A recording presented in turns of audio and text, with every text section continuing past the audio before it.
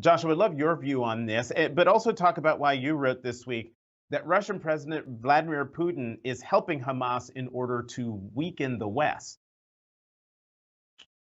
Right. Well, I think following on the theme from President Biden's speech last night, he's putting this in the frame of great power competition because it is related to the overall struggle between a group of countries, Russia, Iran, China, to a lesser extent, North Korea, who are meeting right now, actually, in Beijing, to celebrate what they call a new world order.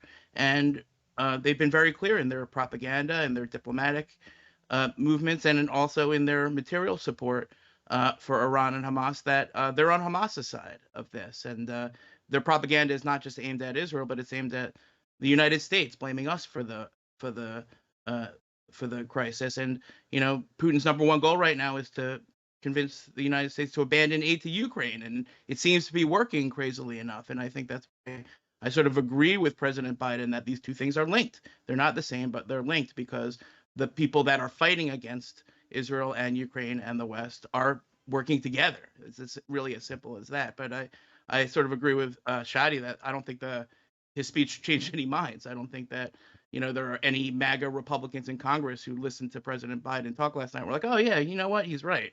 And I think that the real reason that they're combining the Israel aid with the Ukraine aid is because it's the only way they think they can get the Ukraine aid passed, is to put far right Republicans to the choice of supporting Ukraine aid or voting against Israel aid. And of course, the MAGA people are wise to that. That's why they want to split it up. And if they do split it up, I think that Ukraine aid will have a very hard time getting through the House, and that will leave the Ukrainians short in the middle of their offensive, which would be a tragedy.